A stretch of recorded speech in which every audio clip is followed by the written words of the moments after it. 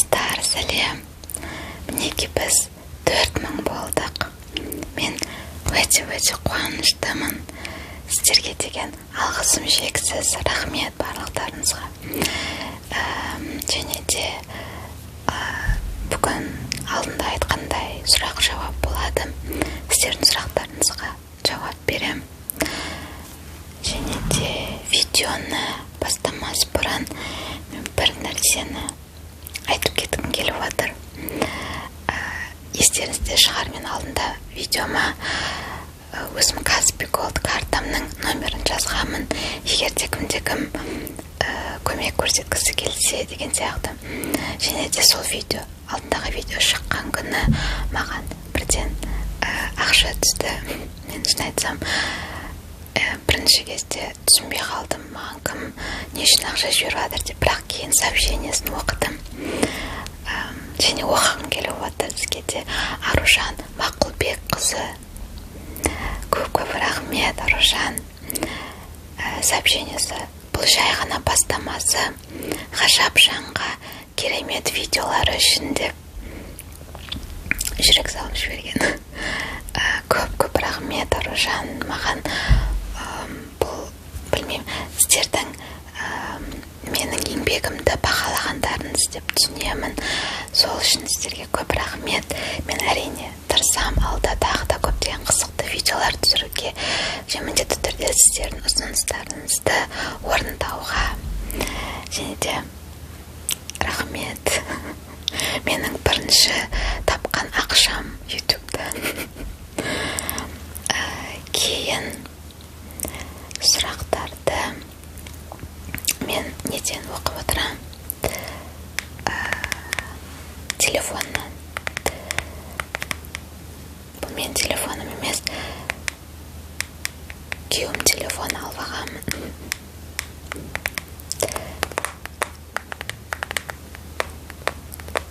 Жарайды, бастайық. Бірінші сұрақ Жангелді Мейрамовтан көп біраз сұрақтар жіберген, мен оқып шығайын. Ютубтан қанша аласыз? Шынатыңыз кім? Қызыңыз нешеде? Осылай видео түсіруге күйеуіңіз қарсы бола ма? Енеңізше? Қызыңызды видеоға түсіріңізші? Жасыңыз нешеде? Туған күніңіз қашан? Және өтіп кеткен туған күніңізбен? Осы менің сұрағым. Жауап беріңізші, маған сәлем жолдаңызшы, өтініш дейді. Есімім Көзайым, және маған тілек айтыңызшы, алдын ала рахмет. Көзайым, саған сәлем. Тілек, саған өмірдегі бар жақсылықты тілеймін. Және де сен сұрақтарыңа жауап. Жаңа айтып кеткенде ютубтан мен ақша алмаймын. Сол бірінші түскен ақшам Аружаннан. Аружан Мақұлбекқызы. Былайынша ютуб маған ақша төлемейді. Мен жалпы монетизация дегенге қосылғанмын. Видеоның алдында жарнама жүреді ғой. Сол, бірақ одан маған әзірше ешқандай ақша түсіп жатқан жоқ, білмеймін. Қашан түсетінін шын айтса.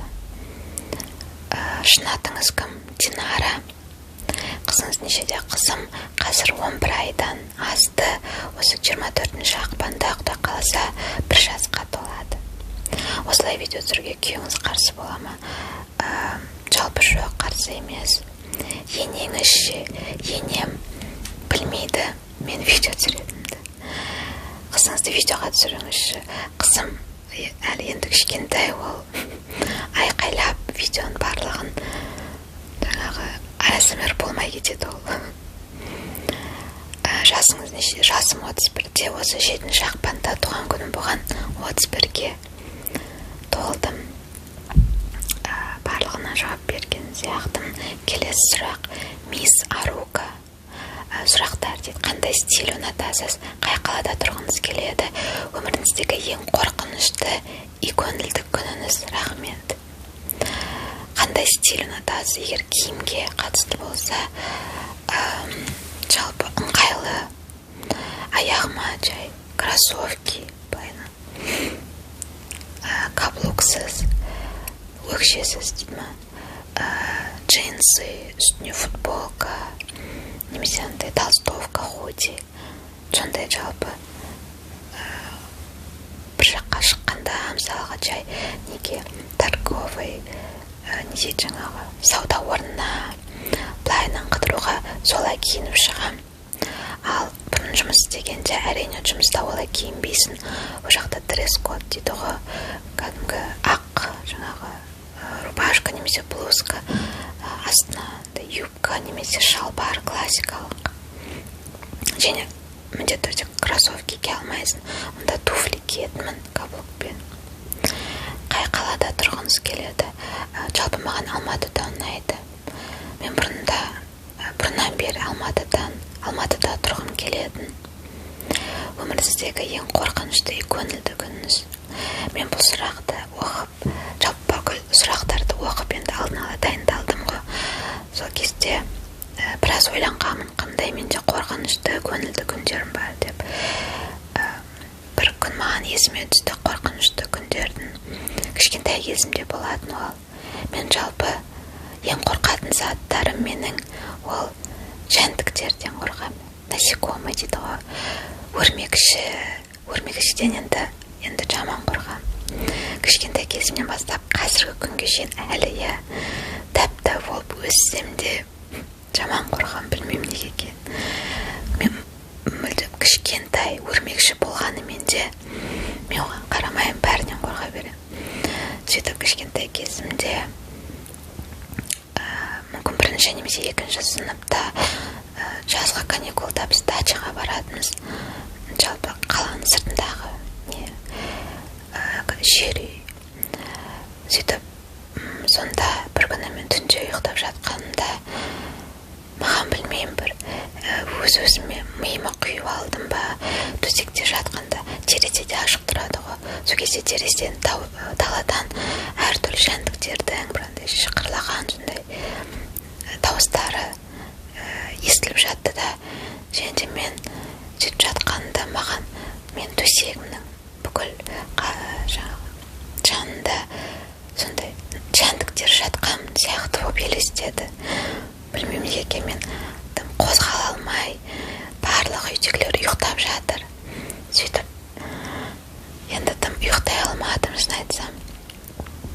Біразға дейін есімде қорқып жаттым жаман. Және де енді азанда әйтеуір ұйықтап таң атпай тұрғанда ешқандай жәндіктер әрине болған жоқ. Сөйтіп төсегімді қарап едім, андай жатқан төсегім андай төшке қалай горошка сияқты болғанда суреттері. Содан мен ойладым да, мүмкін сол түнде былай бір қарағанда соларды мен жәндік деп елестеттім ба, әйтеуір білмеймін не екен. Соны әлі күнге шейін білмеймін, есімде жаман ұйықтай алмай. Сол дачаға барғанда да енді кішкентайымға ойнайтынбыз, қорқатынмын.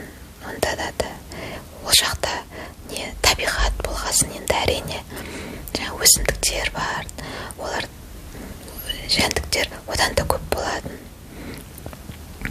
Бірақтан енді осы білмеймін қорқынышты сәтім есімде қалған. Мүмкін басқа да болған шығар содан кейін, бірақ басқалары есімде жоқ. Жаңа көңілді күнім менің көңілді де қуанышты күнімді мен осы кішкентай қызымды босанған күнім деп есептеймін. Осы бір жыл бұрын 24 ақпанда дүниеге келген. Және де әрине басында қиындау болады. Енді балдары бар адамдар мені түсінетін шығар. Баланы дүниеге алып келу қиын емес. Оңай емес. Оңай емес, өте қиын. Және де бірақ кейін босанып туғаннан кейін кішкентай балаңды кеудеңе қояды былай. Сол кезде мен зат әлі есімде. Енді қатты қуанғанмын. Қызым түрін көргенде жалпы білмеймін, енді сөз жоқ. Шамалы деп бір жағынан қатты қиналғаннан кейін бір демаласың, және қызымды құшақтап кеудеңе алғанда сол сәт меніңше мен бір ең қуанышты осы күнге шейін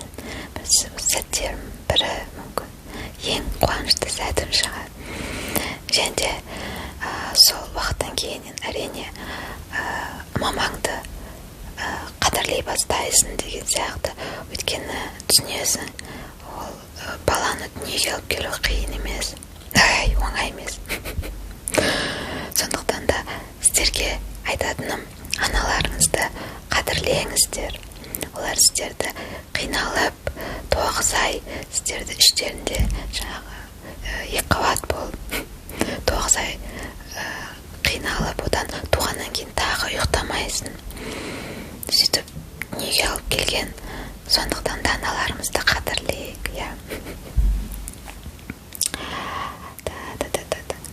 ұзақ жауап беріп жатқан сияқтымын сұрақтарға. Тез жауап беріп кетейін қазір. Және де қайталанған сұрақтарға қайтара жауап бермеймін, көп уақыт алмау үшін. Неге Асанбек Ақкенже, неге Алпыдин АСМР деп аталады каналыңыз? Бұл менің фамилия мен атымның былай қосындысы. Қысқартылғанда Алпыдин, Алпы деген Алпысбаева, мен фамилиям Динара деген атымнан қысқартқанмын. Аяулым Екемберді, сәлеметсіз бе дейді. Сұрақтар: қызыңыздың аты кім? Туысқандарыңыз қарсы емес пе, немесе біле ме? Маған сәлем жолдаңызшы. Аяулым Екемберді сәлем. Және де сен сұрақтарына жауап. Менің қызымның аты Алина. Туысқандарым қарсы емес. Олар біледі. Көбісі, барлығы біледі деп айта алмаймын енді, өйткені мен енді 1 жыл болды каналыма былайынан. Енді. Және де көбісі шын айтса, АСМР не екенін енді біле бермейді ғой. Ал білетіндер көреді және де ұнайды деп айтқан. Келесі Сайко KZ. Атыңыз, балаңыз бар ма, жасыңыз, подписчиктеріңізді жақсы көресіз бе? Сұрақ бітті дейді. Атым Динара, балам бар, қызым, жасым 31-де. Подписчиктерімді әрине жақсы көрем. Келесі Ақнұр Айтмағамбетова. Саламатсыз ба? Неше балаңыз бар? Жасыңыз нешеде? Каналды қай кезден бастап ашу ойыңызда болды? Маған сәлем жолдаңызшы. Ақнұр Айтмағамбетова сәлем. Жаңа балам туралы айттым, жасымды айттым. Каналды қай кезден бастап ашу, жалпы осыдан 1 жыл бұрын. Мен ол кезде 2 қабат түгімін. Қателеспесем 8 ай ма сондай. Және де мен осы каналымда әлі болу керек. Ең бірінші шыққан видео неразборчивый шепот деп түсіргенмін. Соны түсіргенде мен 2 қабат түгімін. Сол 8 айдан асқан. Келесі Настя Лайк, TikTok Исламбек қызынан. Сұрақтар: атыңыз кім? Жасыңыз нешеде? Қай жыл ютубқа шықтыңыз? Қызыңыздың аты кім? Барлығын айтқан сияқтымын. Қай жылы ютубқа шықтыңыз? Сол 1 жыл бұрын. Қызымның аты Алина. Кейде көпсі сұрақтар былай қайталанады. Келесі Амон ТВ. Қай жерде туылдыңыз? Ақтөбеде болдыңыз ба? Сізге Алматыдан басқа қай қала ұнайды? Тағы фон өзгертесіз бе? Маған сәлем жолдаңызшы. Амон ТВ сәлем. Мен жалпы туылған жерім Қызылорда. Ақтөбеде болғанмын. Мектепте оқып жүргенде тәтем екеуміз қыдырып барғанбыз. Ұзаққа емес, бірақ 1-2 күн ба. Бірақ ұнады. Жалпы қала өте үлкен деп айтса болады. Және өте таза. Алматыдан басқа қай қала? Астана. Астана ұнайды, өйткені мен Қызылордада туылғанмен кішкентай кезімде біз Астанаға көшіп кеттік. Сөйтіп бір 13-14 жасымнан сол Астанадан бастап Астанада тұрдым. Мектепті, университетті барлығын сонда бітірдім. Жалпы маған ұнайды Астана. Қазір өсіп, одан да сайын көркейіп келе жатыр ғой. Ал сол біз көшкенде 2000 жылдардың сол 2000-2001 жылы көшкенбіз. Ол енді Астана болып жатқан. Сосын Алматы ұнайды. Тағы фон өзгертесіз бе дейді. Әзірше өзгертпеймін. Оған мүмкіншілік әзірше жоқ өзгертуге. Келесі сұрақ Конор Макгрегор. Сізге сұрағым, сіз видеоны неге тек ASMR-лармен ғана түсіресіз дейді. Өткен маған ұнайды ASMR жалпы. Басқа түсіре алмаймын мен видео. Қалай айтса болады, мен блогер емеспін, андай блогерлар болады ғой, бьюти блогер дейді, әртүрлі сондай. Мен ондай блогер емеспін, мен тек білмеймін, осылай ASMR ғана түсіре аламын. Сондықтан да келесі сұрақ Ақмарал Қадыржан. Сіз ASMR-ді неге ұнатасыз дейді, және менің толық фамилиямен атымды атанышы сұрақ-жауап видеосында өтінем. Атым Ақмарал, фамилиям Қадыржан. Ақмарал Қадыржан, сәлем. Неге ASMR-ді ұнататын? Жалпы мен ASMR-ді өте біраз. Мен алдыңғы видеода айтқанмын, сол 2012-2013 жылдардан бастап қараймын. ASMR енді пайдалы бола бастаған сол кезде. Маған әрдайым көмектеседі. Ұйықтауға менде ауырған кездерімде де, немесе бір уайымдап, сондай стресс болған кездерде де маған ASMR көмектеседі. Соны қарап, демалып, ұйықтауға да жақсы көмектеседі. Сондықтан да ASMR-ді сол бұрыннан бері қараймын, соны жақсы көремін. Келесі сұрақ Ислам Тунбаев. Қызыңыз нешеде? Ата-енеңіз қайда тұрады? Ютубтан ақша аласыз ба? Алматыда жалғыз өзіңіз қызыңызбен тұрасыз ба? Менде осы сұрақтар дейді. Қызым жаңа айттым, 1 жасқа толады. Құдай қаласа 24 ақпанда құттықтауларыңызға болады. 24 ақпанда білмеймін, мүмкін, бірақ видео дәл ол күні шығара алмайтын шығармын. Ата-енеңіз қайда тұрады? Осы Алматыда тұрады. Ютубтан ақша аласыз ба? Алмаймын. Алматыда жалғыз өзіңіз жоқ, күйеуім, қызымыз үшеуміз тұрамыз. Келесі Айсана Тұрсбек. Менің атым Айсана. Мен сіздің тіркелушіңізбін, бәлкім танитын боларсыз. Сізге бір сұрағым бар. Сізде фан-встреча жасау ойыңызда бар ма?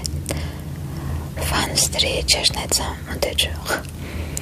Жалпы фан-встреча жасау үшін мен ондай ешқандай бір жұлдыз, ондай емеспін ғой. Фан-встречаны жарайды, әншілер, сондайлар жасаса, жалғысы автограф беріп, сөйтіп өткізіп жатады ғой. Нелерін, альбомдарын таратып, немесе жаңағы кітап жазушылар кітаптарын таратып, фанаттарына. Ал маған ондай фан-встреча, оған ешкімге қызық болмайтын сияқты, және де мен кішкентай баламен бір жағынан оған мүмкіншілік те жоқ. Келесі Джен сұрақ. Жұмыс жасайсыз ба? Қандай оқу орнын бітірдіңіз? Қандай мамандық? Мен жұмыс жасамаймын қазір. Декреттемін. Оқу орнын Астанадағы Евразия ұлттық университетін бітіргенмін. Мамандық заңгер. Заң факультет. Келесі сұрақ Жанерке Жана. Сұрақтар. Туған қалаңыз қай жер? Алда қорқынышты әңгіме айтып түсіресіз бе? Қызыңыздың жасы нешеде? Көрермендеріңізді жақсы көресіз бе? Маған сәлем жолдаңызшы, өтініш дейді. Жанерке Жана, сәлем. Туған қалама айттым, Қызылорда. Алда қорқынышты әңгіме. Мен осыны бұрыннан бері түсіргім келіп жүрген. Инстаграмға да мен жазғанмын, сондай қай жерден оқуға болады, табуға болады қорқынышты әңгімелер деп. Бірақ әзірше білмеймін, өзіме ұнайтын бір таба алмай жүрмін, сондай шынайы қорқынышты әңгіме, және де қазақша болатында, өйткені орысша болса оны бір жағынан аудару керек. Енді тырысып көрем алда түсіруге қорқынышты әңгіме. Қызыңыздың жасы айттым, көрермендерімді жақсы көрем, әрине. Келесі сұрақ Қайырбаева Назерке. Сәлеметсіз бе, менің сұрақтарым. Қызыңыз қазір нешеде? Қандай ASMR түсіретін блогерларды білесіз? Қызым жасын айтты. айтам, қандай ASMR түсіретін. Мен алдыңғы видеода айтқанмын, мен ең сүйікті, ең жақсы көретін Gentle Whispering. Соның арқасында мен осы ASMR-ді білдім десе де болады. Мария, білетін шығарсыздар, орыс қыз, бұрын орысша түсіретін, ағылшынша. Қазір өкінішке орай көбінесе тек ағылшынша түсіреді. Енді өкінішке орай емес, жалпы ағылшынша түсіргенде жақсы. Және де басқа білмеймін. Басқа ағылшынша, көбінесе ағылшынша көрем. Whispers Red деген бар. Ол да әйел кісі. Ол да әдемі түсіреді. Әдемі түсіргенде дауысы әдемі. Және де маған осы ASMR-ды қарағанда мен байқағаны маған керісінше тым профессионалды, ондай ASMR-лар ұнамайды екен. Микрофоны барлығындай профессионалды, фон, осы бір студия жалғағандай болады ғой. Барлығы әдемі, қара фон, сондай. Маған керісінше жай ғана үйінде бір түсіретін, тек дауысы ғана маған әдемі болса, тек осынысы. Ал оның микрофоны, камерасы дегенге мен ондай қарамайды екенмін. Және де мен осы жаңадан шығып келе жатқан ASMR-ларды қарағанды ұнатамын. Өйткені мен бұрыннан қарап келе жатқан осы ASMR тестерім өкінішке орай енді біраз болды ғой, 7-8 жыл болып кетті ма. Көбісі қазір түсірмейді. Тек қана бір санаулы адамдар қалды, сол басынан бастап келе жатқан қазір түсіретін. Соларды қараймын, бірақ олардың тіркелушілер өте аз оларда, және де просмотрлар дейді ғой. Ал жалпыша қазіргі миллиондық бар ASMR-тистер бар ғой. Kitty Club, орысша тағы бар. Есімде жоқ. Оларда сондай профессионалдық қарафонмен сондаймен түсіреді. Мен оларды білмеймін. Маған дауыстары олардың ұнамайды ма, бірақ қарамайды екенмін оларды. Мисс Бако шоу МБС мамамызбен туған күнмен мені құттықтаған. Және де сұрағым, сіздің жасыңыз қаншада? Анаңыздың аты кім? Сізге арыстан ұнай ма? Жұлдызнамаңыз қандай дейді. Жасымды айтқанмын. Анамның аты Күлпан. Арыстан ұнай ма? Жалпы жануар ретінде болса ұнайды. Енді арыстан жануарлардың патшасы дейді ғой. Өте қалай әдемі десе де болады, өте жануар. Және де мультфильм бар ғой, Король Лев. Сол арыстан туралы. Ол да менің кішкентай кезімнен көретін ең сүйікті мультфильмдердің бірі. Өте жақсы көрем. Жұлдызнама, гороскоп қоя. Мен су құйғышпын, Водолей. Ал шығыс нелері бойынша восточный гороскоп дейді ғой. Жыланмын мен. Келесі Динара Сатқанова. Бірінші сұрағы, сіздің есіміңізді кім қойды? Екінші сұрағы, сіздің хоббиіңізді айтыңызшы. Үшінші, сізде қанша бала болған, қалайсыз? Төртінші сұрақ, кішкентай кезіңізде сабақта қанша оқыдыңыз? Және бізге бесінші сұрақ, сізге тәтті жеген ұнай ма дейді. Есімді кім қойған? Қателеспесем, тәтем қойған, туған менен үлкен. Олар жребий тастап таңдаған мен атымды қағазға жазып бүкіл аттарды таңдайды ғой былайына. Сол кезде қателеспесем Динара және Жанара деген осы екі ат көбінесе шыққан. Бірақ осы екі аттың ішінен мен тәтем Динара деп қойған. Екінші сұрасын хобби. Мен хоббиім жалпы қазір осы ASMR. Енді ASMR-ді мен жұмысым деп айта алмаймын, бұл хобби ретінде, иә. Және де хоббиім менің кішкентай балам, мүмкін сонымен ойнау, бірге серуендеу. Күнде осы үйдің жанында әдемі саяжай бар, парк. сонда біз үйрендейміз күнде. Жалпы кино, сериалдар қарау, сурет салу ұнайды. Сізде қанша бала болған қалайсыз? Енді ол маған байланысты деп айта алмаймын. Енді бұйырса 3 бала, жалпы маған 3 бала болған қалай. Бірақ оны енді көре жатармыз. Кішкентай кезіңізде сабақта қанша оқыдыңыз? Бастауыш сыныптарда, жалпы мен өзі Қызылордада оқығанымда, қателеспесем 6-7 сыныпқа дейін оқығанмын. Мен тек 5-термен оқығанмын. Кейін, бірақ біз Астанаға көшіп кеткесін басқа мектепке ауыстым ғой. Содан кейін мен сабағым онша бола бермеді. Себебі бір жағынан басқа мектепке ауысқасында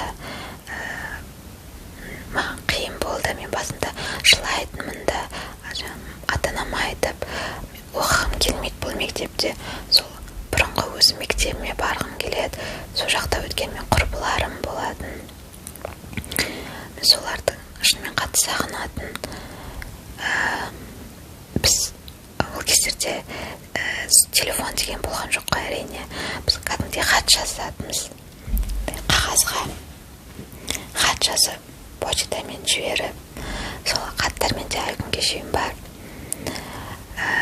Және де сол мүмкін содан маған өте қиын болды бірден сол класстастарымен араласып кетуді. Мен бір ұялшақ болатынды кішкентай кезімде. Сондықтан да ол сабаққа да шамалы не істеді. Бірақ қатты жаман болған жоқ, енді 3-2 деген сияқты. Сол 4 пен 5-ке оқыдым.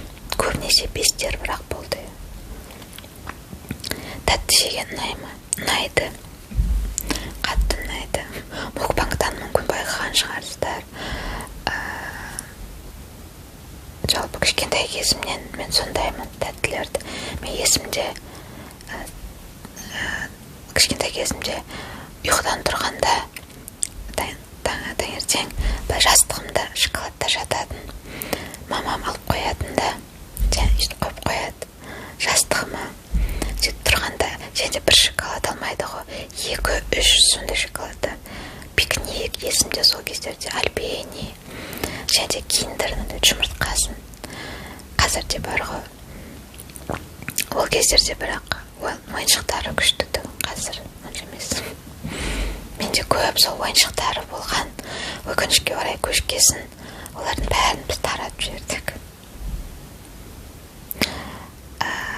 Келесі сұрақ. Сәуре Қапсалямова.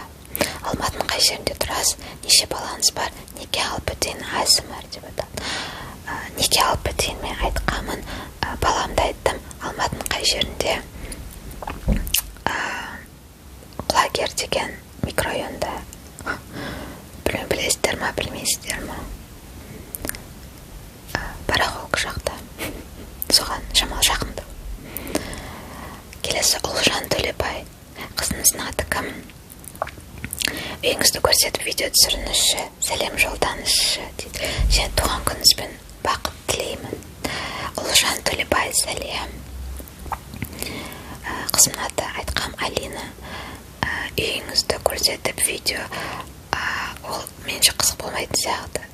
Менде үйім кәдімгі жай ғана, енді үй ешқандай бір алып бір жатқан ештеңе жоқ. Бір 2 этажды коттедж болса екен, бассейн сондай, білмеймін. Жай ғана 2 бөлмелі үй. Ол қызық болмайтын сияқты ол сіздерге. Және де үйде кішкентай бала болғасын, әрине үй.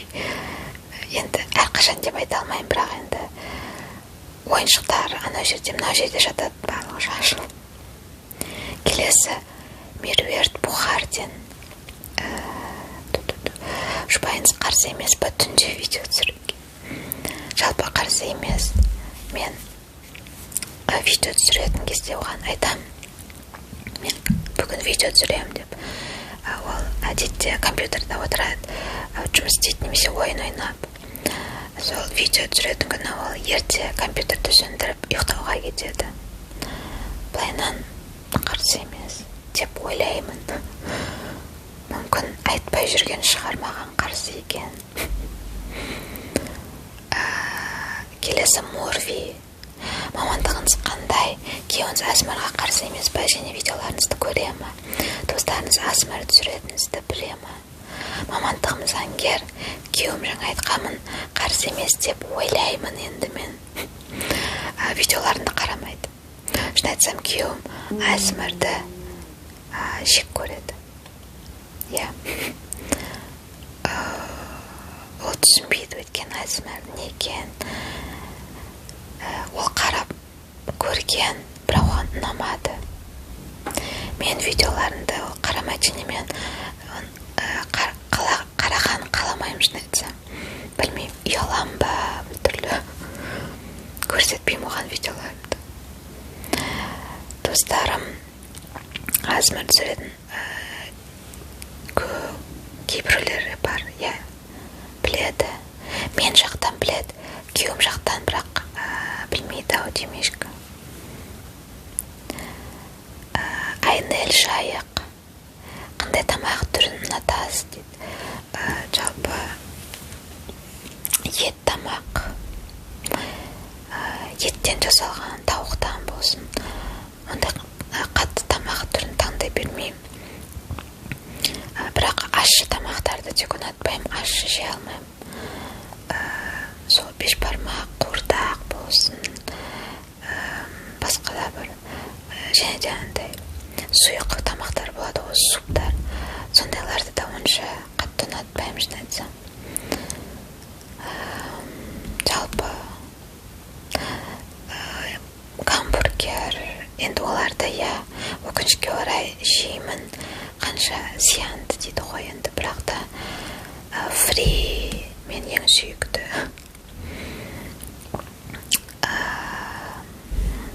Жалпы сол. Сабико Қазыкенова. Сізге сұрақ, нешедесіз? Балаңыз нешеде? Қанша балаңыз бар? Айтқанмын, 31-де балам, бір балам бар. Келесі сұрақ, Джек Крейзер. Сұрақ, сіз қандай торт жақсы көресіз дейді. Торт. Сол сүтті қыз. Мен алдыңғы видеода жеп едім, молочная девочка. Красный бархат ұнайды. Наполеон. Тирамисуды өте қатты жақсы көремін. Бұрын мен тирамисуды өзім жасайтынмын. Маскарпоне сырын несін сатып алып, өте дәмді шығатын. Бірақ қазір жасамай кеттім, шын айтсам. Келесі Амина Тоқтамберді. Сұрақ, күйеуіңіз видео түсіретінізді біледі ма? Негізгі мамандығыңыз қандай? Видеоларыңыз керемет дейді. Рахмет. Күйеуім біледі, әрине видео түсіретін, енді бір үйде тұратын болады. Негізгі мамандығым сол заңгер. Келесі Кимисо. Сізде қызыңыздан басқа балаларыңыз бар ма дейді. Менің осы сұрағыма жауап беріңізші. Жоқ, менде тек сол бір қызым бар. Келесі Сара Науаш. Күйеуіңіздің, қызыңыздың аты кім? Жасыңыз нешеде дейді. Мен осы жерде тағы тоқталып кетсем, жалпы осы күйеуімнің атын менде алдыңғы видеода 1000 тіркелуші болғанда мен түсіріп едім ғой, тағы сұрақ жауап. Сол видеода да болған осындай күйеуіңіздің аты, қызыңыздың аты деген. Мен ол кезде бірақ күйеуімнің атын айтпағанмын. Оған себеп мен күйеуім қазақ емес. Мен білмеймін, айтқым келмегені, мен білем, сондай кейін комментарийлер мүмкін болады. Сөйтіп жазатындар, сен қазақ емессің ба? Неге қазаққа тимейсің? Деген сияқты, неге басқа ұлтқа тиесің деп. Менің күйеуімнің ұлты кәріс, аты Игорь. Және де енді білмеймін, осы видеодан кейін де мүмкін сондай жазатындар болатын шығар. Фу, сен қазақсың ғой, қазақтың жігіттері не табылмады ма дегендер. Мен жалпы өз басым адамды ұлтына қарап бөлмеймін. Және оған қарсымын. Осы қазақтарды былайынан бір басқа ұлтқа қарағанда жоғары қойып деген сияқты, немесе басқа ұлтты төмен қойып, олайша дұрыс емес сияқты маған. Мен адамды жалпы оның жеке қасиеттеріне, бір оның ең басты адамгершілігіне қараймын. Оның маған деген қарым-қатынасына, оның басқа адамдарға, үлкен кісілерге, оның ата-анасына деген қарым-қатынасына, және де мен өз күйеуіме тоқталып кетсем, ол жалпы мен оны таңдаған былайынан жақсы көретін себебін десе, оның маған деген сыйластығы, оның мінезі өте қалай айтса болатындай тыныш, ешқашан дауысын көтермейді, ұрсу деген онда мүлдем жоқ, өте сондай спокойный дейді ғой енді. Керісінше мен кейде болады, менде осы жынданып, бір айқайлап ұрсып, ол оған ештеңе істемейді. Менің қалай айтса болады, мінезімді көтереді енді. Өте сондай маған сон ұнайды. Дауыс сіздерге кедергі келтірмейді деп ойлаймын. Және де жалпы мен осы айтқым келгені, мен сіздерге айтқым келмеген себебі сол да болатын. Мен білмеймін, бір жағынан сол жаман комментарийлерді оқығым келмеді ма, өйткені білемін ондай адамдар енді болатын шығар міндетті түрде. Бірақтан мен енді үміттенемін сіздерді мені қолдайды дегенге, және де сіздерде мен сияқты адамды ұлтына қарай былай бөлмейді деп. Өйткені ол дұрыс емес жалпы. Адамды ұлтына, немесе дініне, немесе басқа да бір оның білмеймін байлығына, басқа да нәрселеріне қарап бөлуге, тек қана сол мен адамгершілігі мол болса, сол жақсы адам болса маған болды сол. Енді жалпы күтемін сіздің комментарийлеріңізді. Жаман комментарийлер болмай-ақ қойсын. Расында айтқамын. Келесі Каусар Шадыхан. Балаңыздың аты кім? Күйеуіңіз бар ма? Маған сәлем жолдайсыз ба? Неше балаңыз бар дейді. Каусар Шадыхан, сәлем. Балам айтқамын, атын Алина, күйеуім бар. Келесі Сомик Кейзет. Бір сұрағым бар дейді. Болашақта қандай жоспарларыңыз бар? Жалпы ASMR-ға қатысты болса, әрі қарай түсіруге жоспарларым бар. Сіздердің ұсыныстарыңызды орындауға көптеген идеялар бар менде, өзімнің бір жеке идеяларым, және сіздердің де ұсыныстарыңыз, және де бір айтқым келгені, мен білем, сіздер көп ұсыныстар енді жазасыздар ғой, кейбір ұсыныстар қайталап жазады, менікін орындамадыңыз, өтініш орындаңызшы деген сияқты. Және де мен егер де сіздердің ұсыныстарыңызды бір орындамай жатсам, сіздер ойламаңыздар, мен сіздерге былайынан қол сілтеп жаңағы білмеймін, мүлдем орындамайды екен деген сияқты. Мен міндетті түрде орындауға тырысам. Мүмкін маған бір керекті заттар керек болып жатыр, немесе бір дайындық өзіме, жаңа қорқынышты әңгімелер деген сияқты. Онда қорқынышты әңгімені енді табу керек, дайындалу керек деген сияқты.